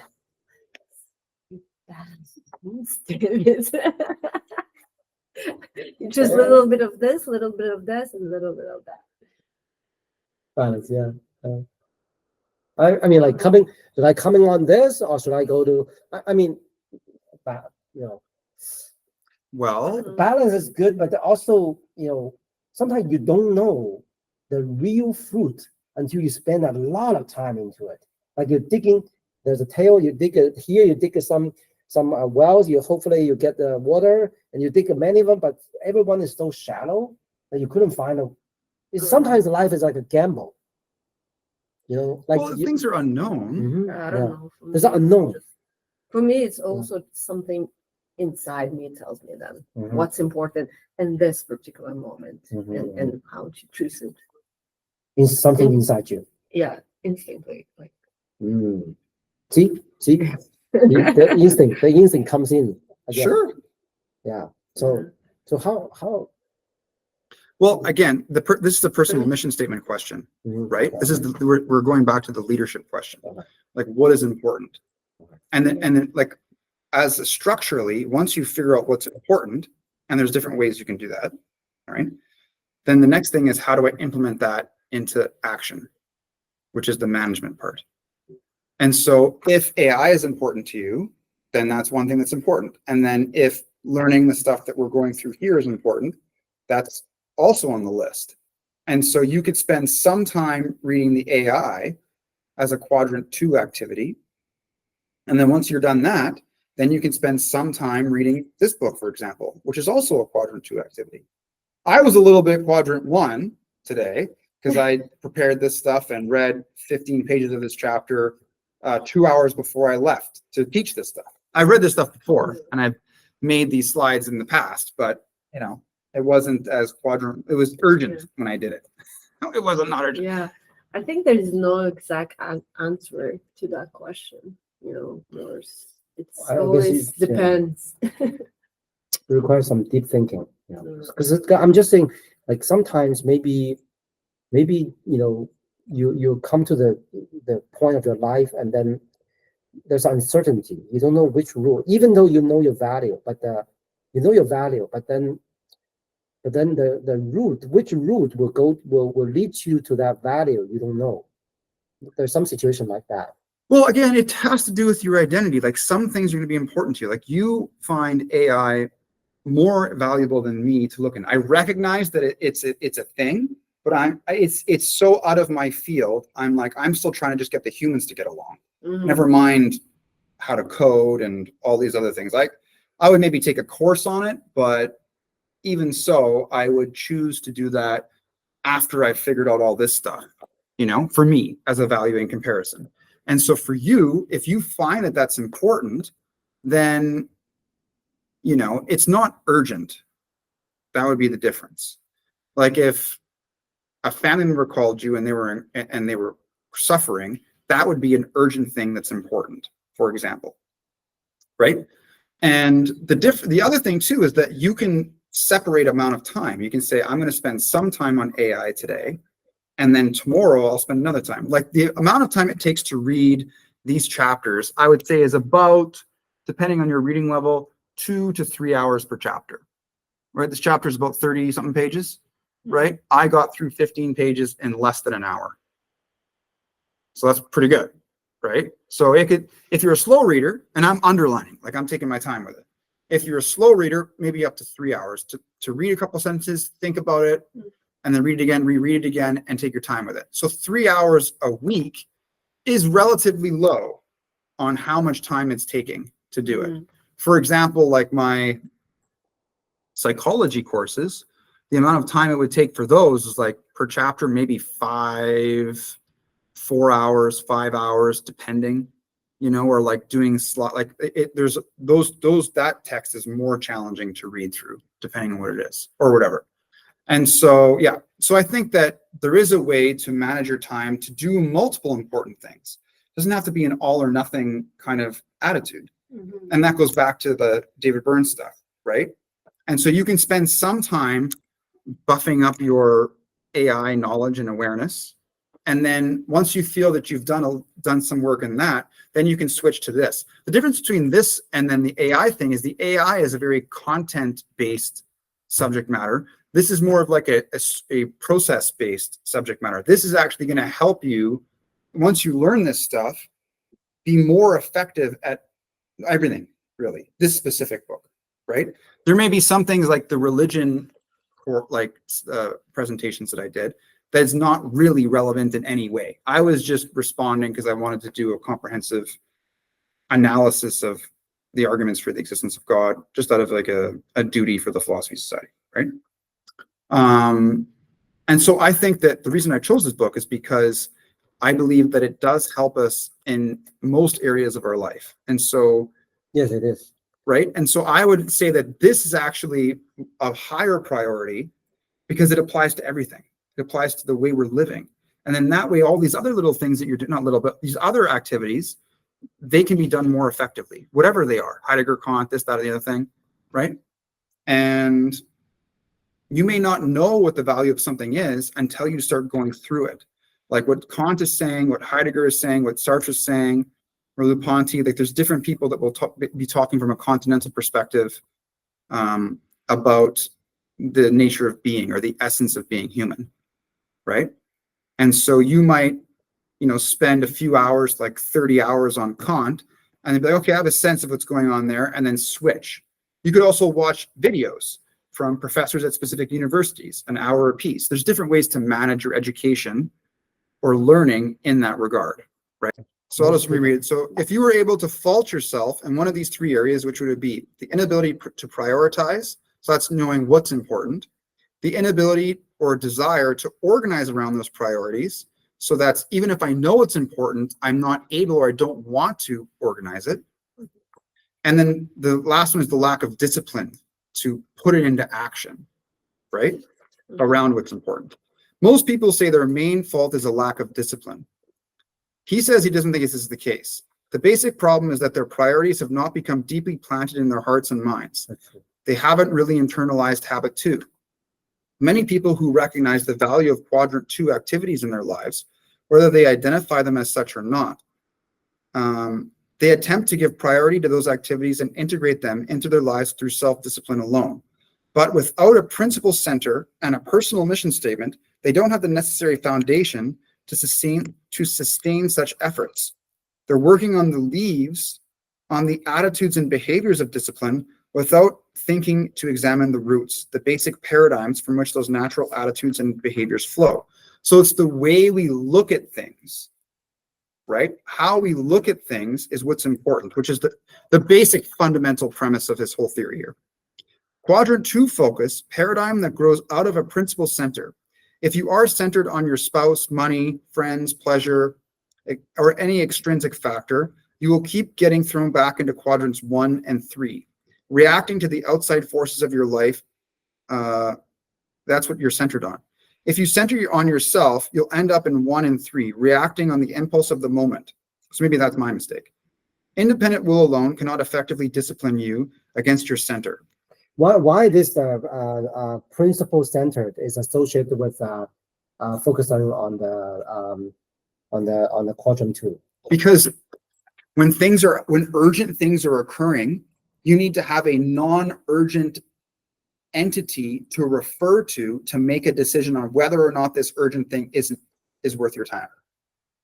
And he says that external entity, we went through different centers or foundations of what you're doing with your life, right? Or how you make decisions, and basing your decisions on principles that are reflective of the reality that you're facing at a grand scale, your life in general, right? And a moment-to-moment scale, right? And principles can help you in that regard, right? And so that will help keep you in what he would say the important but not urgent area of how you spend your time. So now he gives this maxim from architecture: form follows function. Page 180 at the top. And he says, likewise, management follows leadership. The way you spend your time is a result of the way you see your time and the way you really see your priorities. So our paradigm or perspective towards how we spend time, which again, we had this previous discussion about time management and haven't had quote unquote time to go through that presentation based on the Stanford Encyclopedia of Philosophy summary of the philosophy of time. And then also our paradigm on priorities, how I see what's important. So how I see time being spent and how I see priorities in general, the paradigms on both of those.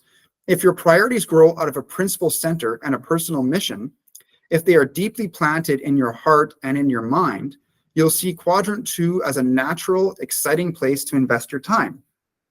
It's almost impossible to say no to the popularity of quadrant 3 or to the pleasure of escape to quadrant 4 if you don't have a bigger yes burning inside.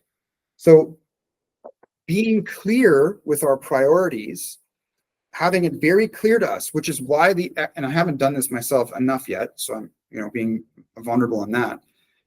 That's why he would justify doing this personal mission statement. If you explicate and make it very explicit what's important to you, then when other things come in the way, you can say that's not valuable. And the way to be able to give you power in that is the principle that writing a personal mission statement will make me a more effective person in determining what's important and how to spend my time. That's like a principle, right? That justifies why this personal mission statement is important here. Can you reflect, maybe you already talked about it, can you reflect how we find our mission statement? The way that you create your personal mission statement is to think about the things that matter most to you. What is your character and what is your life for? What, if you were going to spend your time alive doing something, what would you want it to amount to?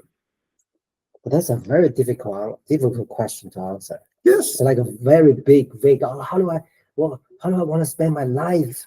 That's like a very difficult question for me to answer, That's okay. It's a very grand thing. But that's why it's important. What's your values? Ah, Very good.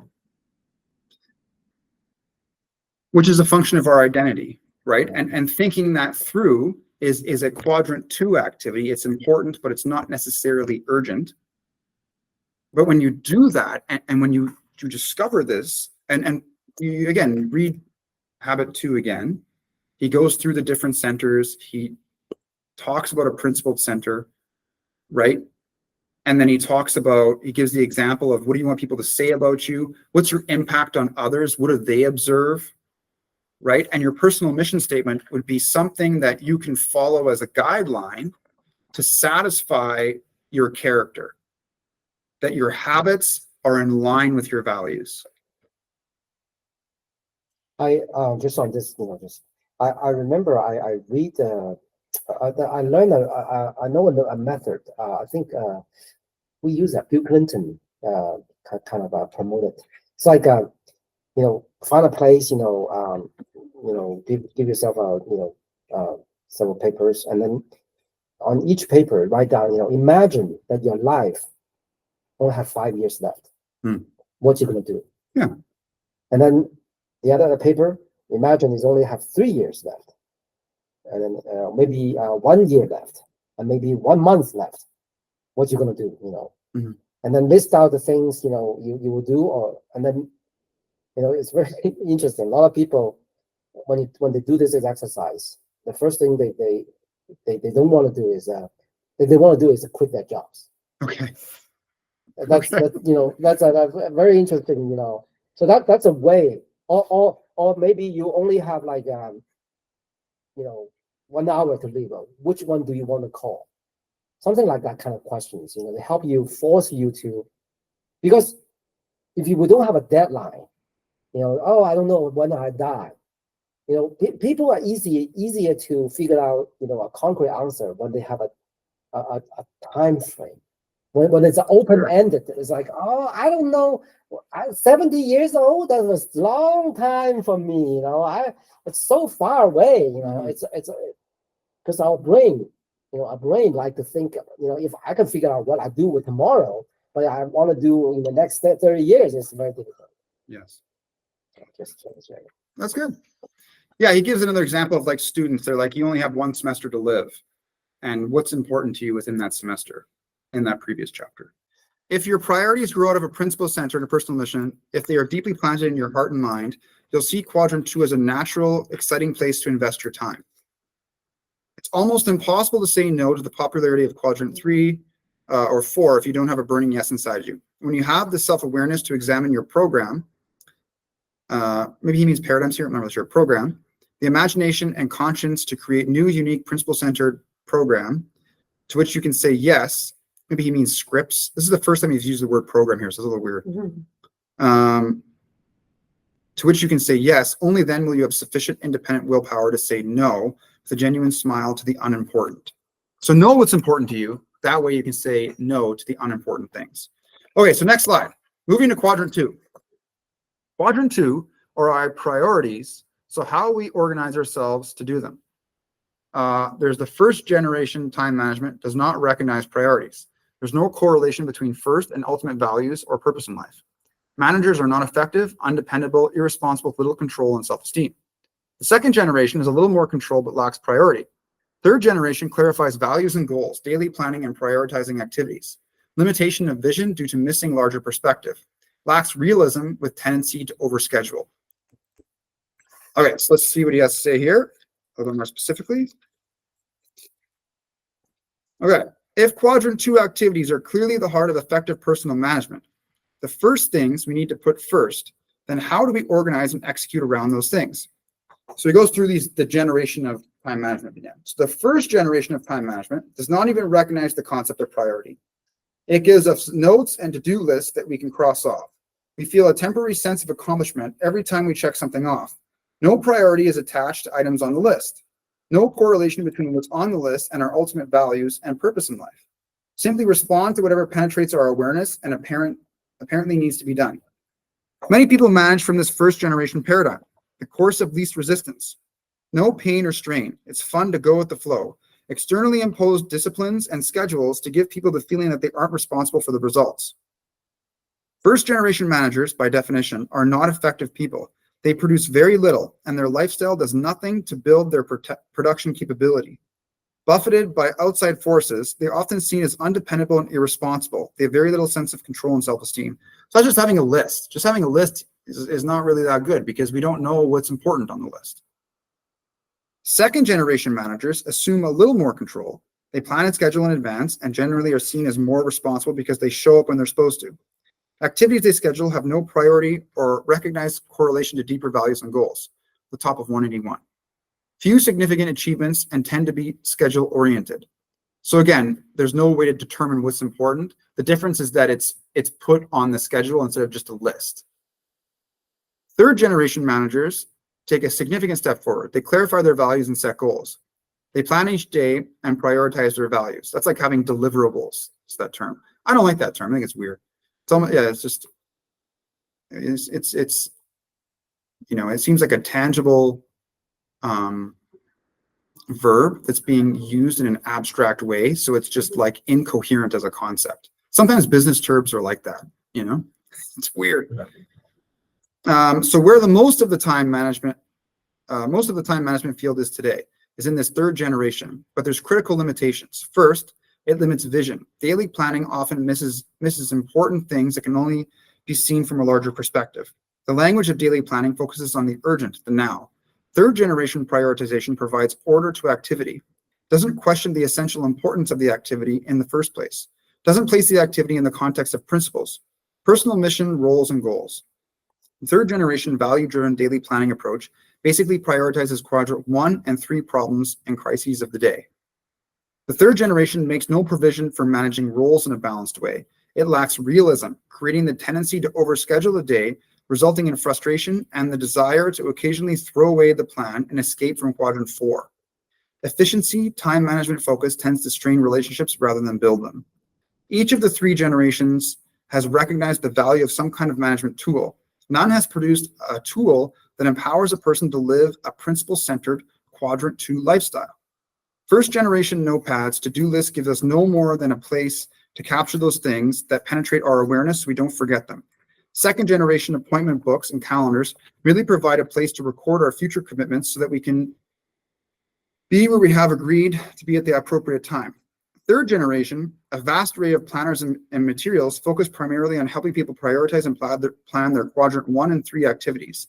Many trainers and consultants recognize the value of quadrant 2 activities. The actual planning tools of the third generation do not facilitate organizing and executing around them. So the difference really is that on his schedule, it's a weekly schedule, and there's a diagram coming up that we're going to do next week, but he has the personal mission statement and values and roles incorporated into the schedule. It's not just the time that you're spending on the activity, right? Each generation builds on those that have preceded it. The strengths and some of the tools of each of the first 3 generations provide elemental material for the fourth.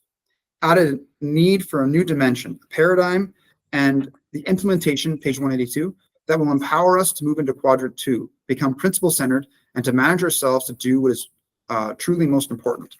Okay, this is our last. Oh, no, it's not the last. Almost the last. Is it the last for today? Yeah, it's the last for today. The quadrant 2 tool. Objective is to manage life effectively through a balance between increasing production and production capability. So remember, the examples he gives is you can use the lawnmower over and over and over again, but at some point you have to maintenance the lawnmower. If you don't maintenance the lawnmower, it's going to break down. Or if you don't get an oil change, the car will break. So an organizing tool needs 6 criteria. Number 1 is coherence.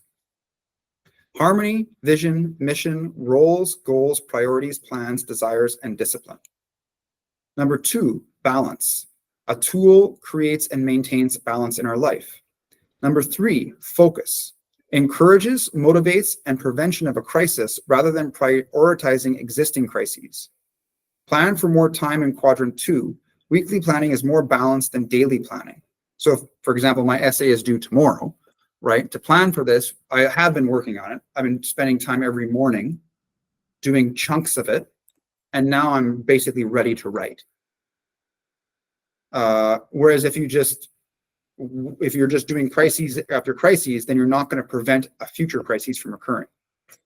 Number 4, people. time efficient, people effective. Prioritizes people and not the schedule. So if there's someone who's dealing with something and they're important to you, then you can let go of other things on the schedule and focus on that individual. We're up here. Number 5, flexibility. The tool is a servant, not the master. The tool works for you.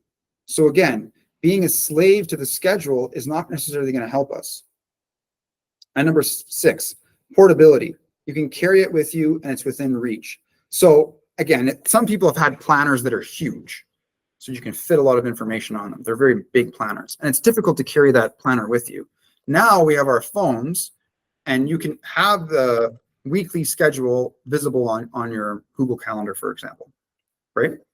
When we are first do a generations 1, 2, 3, 4, is it like a specific time frame here first? Or That's the lack of academic rigor I was identifying before. Like we don't really know Yeah. when this started, and we're just going to let it slide for now. But yeah, like that's where you would like to say is like, you know, notes and lists have been ever since writing was used. There were notes and lists. And then the advancement towards, you know, putting things in a schedule began, you know, before the Germans had that town clock. We never really used to have schedules in this way. I'm just throwing this out there. This is an example of what it would look like, right? it would be more clear, yeah. All right, so 182, the Quadrant 2 tool. The objective of Quadrant 2 management is to manage our lives effectively from a center of sound principles, knowledge of our personal mission, with a focus on the important as well as the urgent, within the framework of maintaining a balance between increasing our production and increasing our production capability. Ambitious objective. So again, it's like, I have to get an oil change soon in the next 1,000 kilometers, right? And so knowing that, I can plan for it at a specific time. But if I didn't plan for it and I just waited until the check engine light comes on, it's already too late, right? So I'm preventing a crisis by anticipating where a problem would be and then doing something about it in advance. Ambitious objective for people caught in the thick and thin of things in Quadrant 3 and 4. Striving to achieve it will have a phenomenal impact on personal effectiveness. Quadrant 2 organizer will need to meet 6 important criteria. Number 1, coherence. Coherence suggests that there is harmony, unity, and integrity between your vision and mission, your roles and goals, your priorities and plans, and your desires and discipline. In your planner, there should be a place for your personal mission statement so that you can constantly refer to it. There needs to be a place for your roles and for both short and long-term goals. Number 2, balance. Tools should help you keep balance in your life, to identify your various roles and to keep them right in front of you so that you don't neglect important areas such as your health, your family, professional preparation, or personal development. Many seem to think that success in one area can compensate for the failure in other areas. Can it really? For a limited time in some areas. Can success in your profession compensate for a broken marriage, ruined health, or your character? True effectiveness requires balance, and your tool needs to help you create and maintain it. Quadrant 2 focus. You need a tool that encourages you, motivates you, and actually helps you to spend the time you need in Quadrant 2 so that you're dealing with prevention rather than prioritizing crisis. The best way to do this is to organize your life on a weekly basis. You can still adapt and prioritize on a daily basis, but the fundamental thrust is organizing the week. Organizing on a weekly basis provides much greater balance, 183, and context than daily planning. There seems to be implicit cultural recognition of the week as a single complete unit of time. Business, education, and a manner of other facets of society operate within the framework of the week, designating certain days for focused investment and other for relaxation and inspiration. Gives a religious reference here. Most people think in terms of weeks. Most third-generation planning tools focus on daily planning. They may help you prioritize your activities, basically only help you organize crisis and busy work. The key is not to prioritize what's on your schedule, but to schedule your priorities. Best to be done in the context of a week. The people dimension.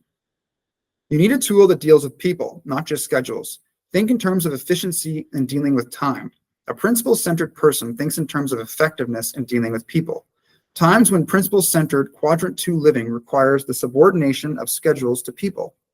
Your tool needs to reflect that value, to facilitate implementation rather than to create guilt when a schedule is not followed. That's important. That's kind of the problem I have with it, and he addresses it right there, right? Well, why? What problem you have? Being strict to the schedule and disregarding people, disregarding things that occur, how maybe if you're not feeling well, because if you're sick, you got to rest, right? You're sick is because you didn't take care of your body. Sure. That's because you maybe because maybe if you reserve a room, weekly schedule to take care of your health, you go to gym or whatever, then you don't, Mhm. Okay. But even if you get COVID, for example, Mhm. And you had planned to go to like, Right. I don't know, Egypt. It's not time to go to Egypt. You have to Right. reschedule that trip. That's right. Portability, flexibility. Your planning tool should never be your servant, or should be your servant, never your master. It has to work for you. Be tailored to your style, your needs, your particular ways. Portability. Your tool should also be portable. Carry it with you most of the time. You want to review your personal mission statement while riding the bus. Measure the value of a new opportunity against something you've already planned. If your organizer is portable, you'll keep it with you so the important data is always within reach. Since quadrant 2 is at the heart of effective self-management, you need a tool that moves you into quadrant 2. Creation of a tool specifically designed according to the criteria listed above. Good third-generation tools can easily be adopted. Principles are sound, the practices or specific applications vary from one individual to the next. Okay, so that's all I have for today. So next week, we're going to finish this chapter, and he's going to go through a whole bunch of stuff. And then this is the example on 188 of what his thing looks like. The weekly thing? The weekly planner. So we can just jump to 188 just to look at it really quick. So he has the different week, and then he has these different roles, and you integrate those roles in your life in your planner. And yeah, the personal mission statement is supposed to be here somewhere. So we'll go through that next week, and we'll get to the end of this chapter, including the additional information at the end. So we'll get to the end of 212. So we're at 182. So that's still 30 pages. Yeah. So that's go from the beginning and refine your understanding of all of the habits in it. So you just kind of, it's a cycle. Okay, so what do you guys think of? So we had some criticisms about this quadrant 2 approach at the beginning. Now what do you guys think? I generally think that need to do a lot of deep thinking. Yeah. It's not that easy. I mean, at first I thought about that maybe will these things work in every circumstances? Is that sometimes I try to reflect in my actual life, like what dilemma I'm facing, what time conflict I'm facing, is it because I now I feel like maybe it's because I still need to go back to my mission statement. Yeah. And then really think about maybe on a deeper level, I'm still very not 100% clear about my mission. Yeah. So your mission has to do with goals. Yeah. Like what are the things that you want to accomplish within life? And you want to do those things. What kinds of relationships do you want to have? What impact do you want to have on other people?